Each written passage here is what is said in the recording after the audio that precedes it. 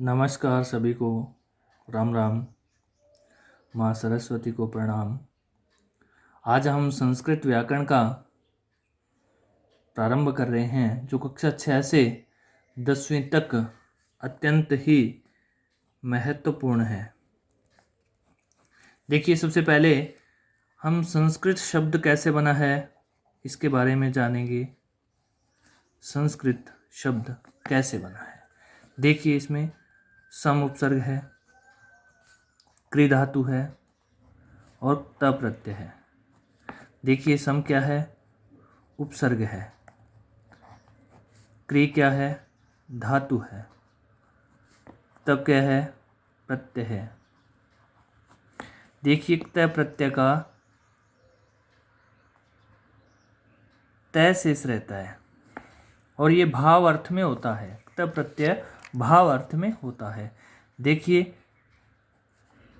सम, क्री और त जब बनाएंगे तो संस्कृत जो शब्द है वो पूर्ण नहीं हो रहा।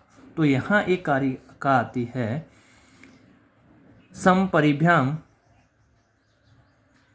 समपरिभ्याम करोतु भूषणे। कारिका से उपसर्ग और धातु के बीच में सुट का आगम हो जाता है, सुट का स शेष रहता है और मिलान करने पर संस्कृत शब्द बन जाता है, संस्कृत शब्द बन जाता है। और ये शब्द पुल्लिंग का है और इसका अर्थ क्या है? सम उपसर्ग समान रूप, समानता का अर्थ देता है, इसलिए समान रूप से शुद्धता का भाव या परिशुद्धता का भाव। अब हम संस्कृत में व्याकरण शब्द कैसे बना है, व्याकरणम शब्द कैसे बना है, उसकी व्युत्पत्ति, उसका निर्माण कैसे हुआ है। देखिए, वी उपसर्ग है, अंग या आ उपसर्ग है और क्री धातु है और ल्युट प्रत्यय है। ल्युट का यू शेष रहता है, जिसे युवोर्णाकौ सूत्र है, एक युवोर्णाकौ सूत्र है। इससे जो यू है, यू को अन हो जाता है और स्वादि कार्य करने पर, आदि वृद्धि करने पर व्याकरणम शब्द बन जाता है। और ये शब्द है जो नपुंसक लिंग का है, क्योंकि ल्युट प्रत्यय से बना शब्द हमेशा नपुंसक लिंग का होता है। अब व्याकरण किसे कहा जाता है? व्याकरण की परिभाषा आती है, व्याक्रियन्ते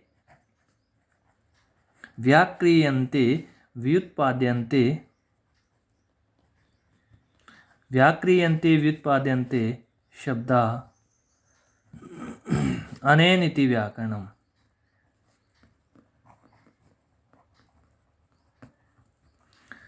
व्याक्रियन्ते व्युत्पादयन्ते शब्दः अनेन इति व्याकरणम।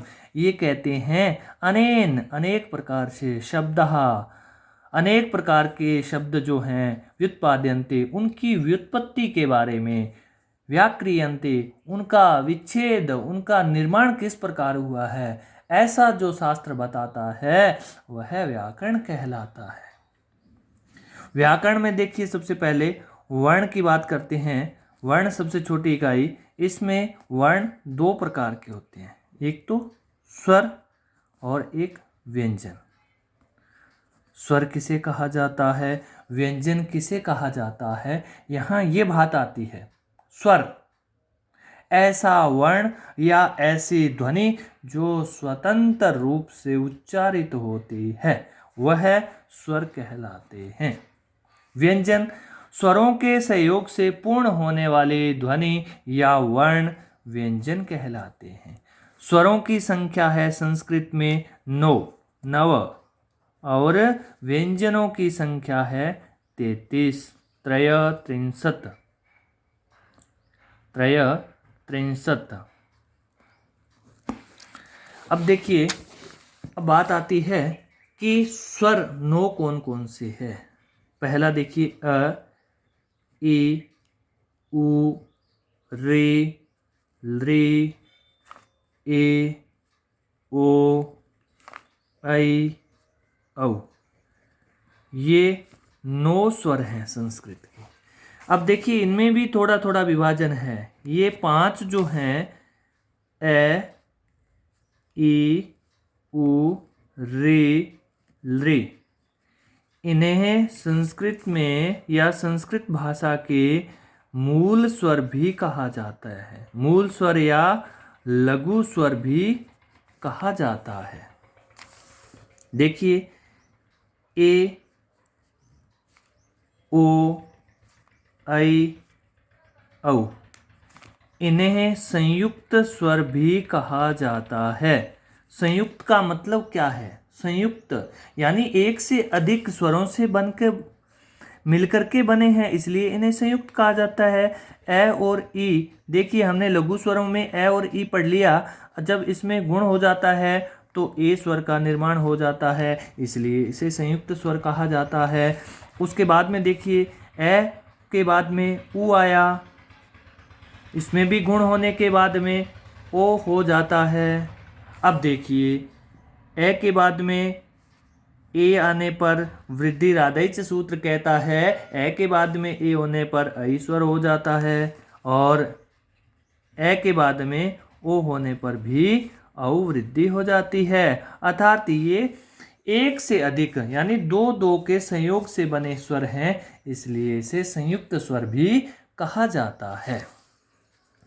अब बात आती है कि स्वरों के कितने प्रकार हैं। स्वरों के प्रकार,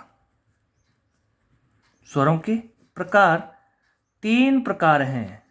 स्वरों के 3 प्रकार हैं। किस आधार पर 3 प्रकार हैं वो देखेंगे हम। मात्रा के आधार पर, मात्रा यानी उच्चारण में लगने वाला समय, उच्चारण के आधार पर या मात्रा के आधार पर, उच्चारण यानी इनका विभाजन किस आधार पर किया गया है? मात्रा के आधार पर, उच्चारण के आधार। तो उच्चारण में लगने वाला समय क्या कहलाता है? मात्रा कहलाती है। और उसी के आधार पर इन स्वरों का विभाजन जो किया गया है वो 3 प्रकार का बताया है। कौन कौन सा? लघु स्वर ए ई उ रे रे, इन्हें लघु स्वर कहा जाता है, मूल स्वर भी कहा जाता है। इनकी संख्या है 5। देखिए मात्रा के आधार पर यानी उच्चारण के आधार पर जब हम इनको उच्चारण करते हैं इसमें समय बहुत ही कम लगता है, इसलिए इसे लघु स्वर कहा जाता है। दूसरा देखिए गुरु स्वर या दीर्घ स्वर। ये देखिए आ ई उ रे ए ओ ऐ औ। इनकी संख्या कितनी है? 8। देखिए अब अ बोलेंगे, उसका जो समय लगा है उसका जस्ट डबल गुरु में लगेगा यानी दीर्घ हो जाएगा। ए को हम अगर लंबे स्वर में बोलेंगे तो वो दीर्घ हो जाएगा, जैसे अ या ए आ ई उ रे ए ओ ऐ औ। देखिए उच्चारण के आधार पर है और इसमें जो समय लगता है उच्चारण में उसी के आधार पर इनका विभाजन किया गया है। और तीसरा है प्लुत स्वर। अब ये क्या होता है? देखिए जब कोई गीत गाया जाता है या कोई मंत्रोच्चारण किया जाता है तब प्लुत स्वरों का प्रयोग किया जाता है। ध्यान रहे, एक उदाहरण आपको बताता हूँ। जैसे हमने लिखा ये ओ, यहाँ भी ओ है, ये भी ओ है। जैसे यहाँ ए ई बोलने में 1 सेकंड लगा था, उसका जस्ट डबल जो समय लगा था वो ई बोलने में लगा था, तभी ये स्वर दीर्घ हो गया था। ऐसे ही इसका 3 गुना अगर लगेगा, जैसे ओ का बोलने में 2 गुना समय लगता है तो इसका 3 गुना समय लगेगा ओम। इसके लिए एक पहचान है, देखिए ये जो 3 का पहचान दिख रहा है ये प्लुत की पहचान है, अर्थात इन्होंने कहा है कि ओ जो बोलना है उसका उच्चारण करना है, ओ का वो इतना समय तक करना है कि जो ओ बोला था उसका 3 गुना होना चाहिए। ये कोई अलग से कुछ नहीं है, ये हिंदी भाषा का संख्या का एक 3 मात्रा का गणना बताया गया है, 3 का संख्या का बताया है कि इन्होंने कहा है कि ओ जो हम उच्चारण करें, आप देखिए इसको उच्चारण करेंगे ओम, तो जैसे हम दीर्घ को लंबे स्वर तक जाएंगे तो वो क्या हो जाएगा, प्लुत हो जाएगा। और इनकी संख्या कितनी हो जाएगी, 9 हो जाएगी। जैसे ये सभी स्वर हो जाएंगे और इसके साथ में एक लृ स्वर भी प्लुत हो जाएगा। अब देखिए व्यंजन, व्यंजन 33 होते हैं। वर्ग 5 वर्ग होते हैं। कौन कौन से, देखिए पहला है कै वर्ग। वर्ग का मतलब है कै से लेकर के अंगय तक आने वाले 5 वर्णों का समूह वर्ग कहलाता है। कै वर्ग का मतलब है कि कै वाले समूह में आने वाले वर्ण का वर्ग कहलाता है। जैसे क, ख, ग, घ, ङ। इसी प्रकार से च वर्ग, च, छ, ज, ज, य। और इसी प्रकार से ट वर्ग, ट, ठ, ढ, ढ, ण। इसी प्रकार से त वर्ग, त, थ, ध, ध, न। और इसी प्रकार से प वर्ग, प, फ, भ, भ, म। अब देखिए कैसे मैं तक जो वर्ण आए हैं इन्हें स्पर्श वर्ण कहा जाता है। स्पर्श वर्ण।